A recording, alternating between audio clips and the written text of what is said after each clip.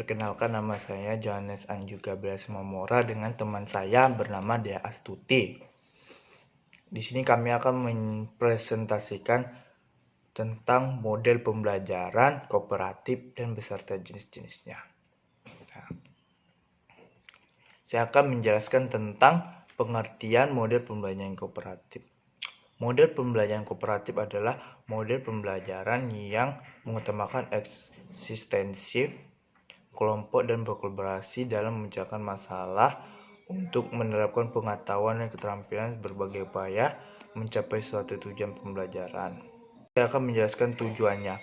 Tujuan pembelajaran kooperatif yaitu mengajarkan pada siswa keterampilan bekerja sama dan kolaborasi, juga berguna untuk menumbuhkan kemampuan kerjasama, berpikir kritis, dan kemampuan membantu teman.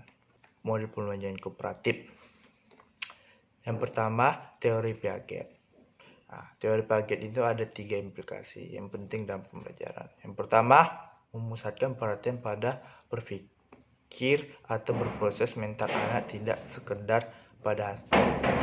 Yang kedua itu di dalam kelas, Piaget menyajikan pengetahuan, jadi tidak mendapatkan penekanan, tetapi anak didorong menemukan sendiri pengetahuan tersebut melalui interaksi spontan dengan lingkungannya. Yang ketiga, terakhir, mengakui akan adanya perbedaan individu dalam hal kemajuan perkembangan. Kaitan teori ini dengan pembelajaran kooperatif ialah proses pembelajaran yang menekankan pada proses berpikir siswa dan bukan sekedar pada hasil. Pengenalan dan pengakuan terhadap anak di atas keterlibatan dalam proses pembelajaran dan penerimaan perbedaan individu dalam kemajuan perkembangan. Yang kedua itu saya akan menjelaskan tentang teori belajar Vygotsky.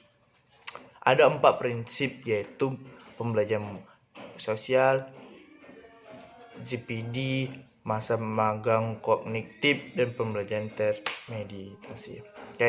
Yaitu kaitan dengan teori ini, pembelajaran kooperatif, siswa belajar melalui interaksi dengan orang dewasa atau teman yang lebih cakap untuk menyelesaikan masalah yang tidak dapat diselesaikan secara mandiri. Assalamualaikum warahmatullahi wabarakatuh. Perkenalkan, nama saya Dea Astuti. Di sini saya dari kelompok 2B. Itu pertama akan menjelaskan mengenai sintaks model pembelajaran kooperatif. Nah, di sini ada 6 tahap. Yang pertama itu ada fase 1, yaitu menyampaikan tujuan dan memotivasi siswa. Jadi, pertama guru menyampaikan semua tujuan pembelajaran yang akan dicapai dan memotivasi siswa untuk belajar sebelum mulainya proses pembelajaran. Yang fase kedua yaitu menyajikan informasi.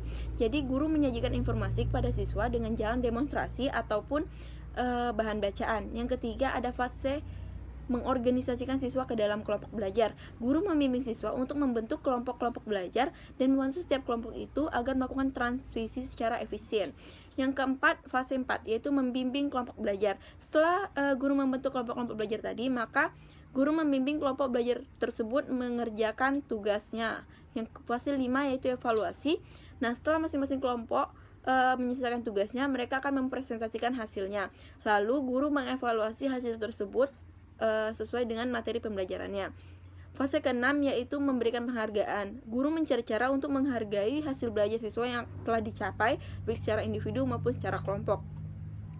Agar pembelajaran berhasil, maka diperlukannya lingkungan yang benar-benar kooperatif yang didorong untuk bekerja sama pada suatu tugas bersama. Maka setiap kelompok itu harus mengkoordinasikan anggotanya untuk menyelesaikan tugasnya dengan baik. Nah, pada model pembelajaran kooperatif ini ada kelebihan juga kelemahan. Kelebihannya yang pertama itu dapat mengurangi rasa kantuk karena belajarnya secara kelompok tidak secara individual. Yang kedua itu dapat merangsang motivasi belajar. Nah, melalui kerja kelompok itu dapat menimbulkan rasa saing terhadap diri siswa masing-masing. Yang ketiga ada tempat bertanya. Bagi siswa yang tidak mengerti mengenai materi tersebut, maka mereka dapat menanyakannya kepada anggota kelompoknya yang mengerti. Yang keempat ada kesempatan melakukan resitasi oral. Nah, bagi yang siswa mengerti tadi dapat menjelaskan kepada teman yang belum mengerti dengan menggunakan bahasa mereka sendiri. Adapun kelemahannya yang pertama, guru mempersiapkan pikiran dengan matang dan membutuhkan tenaga dan waktu yang banyak.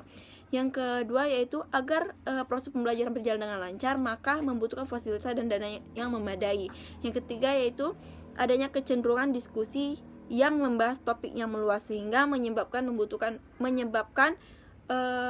memakan waktu yang banyak. Yang keempat itu terkadang didominasi oleh satu orang saja karena bentuknya ini diskusi, maka terkadang ada siswa yang hanya itu saja yang aktif sehingga siswa yang lain itu menjadi pasif. Adapun jenis-jenis dari model pembelajaran kooperatif. Yang pertama ada jigsaw. Guru membagi satuan materi menjadi sub-sub materi, lalu membagi siswa itu ke dalam kelompok-kelompok belajar kooperatif yang setiap orangnya bertanggung jawab atas penguasaan terhadap sub-sub materi yang telah dibagikan tadi.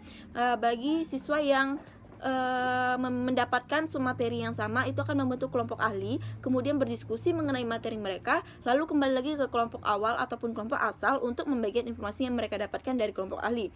Lalu ada group investigation. Guru membagi anggota kelas itu menjadi kelompok-kelompok yang heterogen baik secara jenis kelamin maupun kognitifnya. Lalu siswa memilih topik untuk diselidiki secara mendalam, selanjutnya mempertimbangkan dan mempresentasikan laporannya kepada seluruh anggota kelas.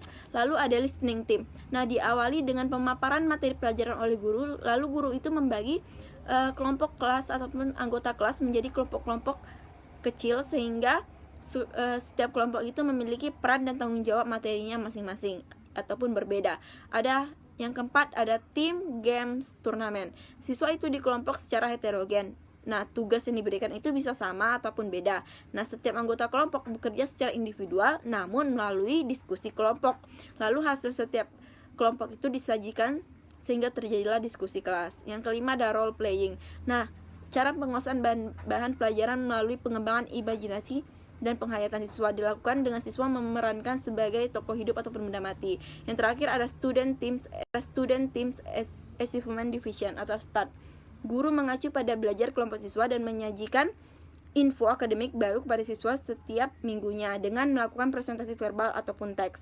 Nah, kelas ini dibagi menjadi kelompok yang heterogen, lalu diberikan LKPD yang akan dikerjakan secara kelompok. Nah, namun setiap minggu ataupun 2 minggu sekali itu diadakan kuis dengan penilaian perkembangan terhadap masing-masing siswa. Mungkin itu saja yang dapat saya sampaikan. Lebih dan kurang saya mohon maaf. Wabillahi taufiq wal hidayah. Wassalamualaikum warahmatullahi wabarakatuh.